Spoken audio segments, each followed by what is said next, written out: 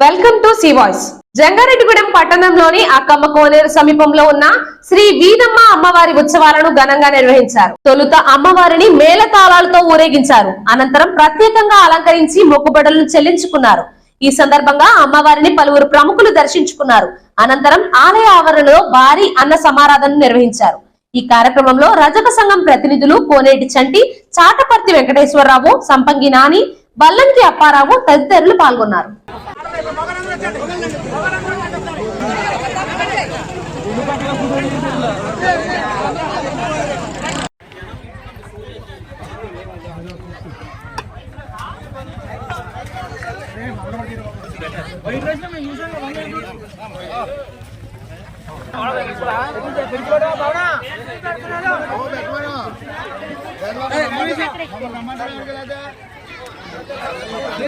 ఈ వార్తలు ఇంతటితో సమాప్తం.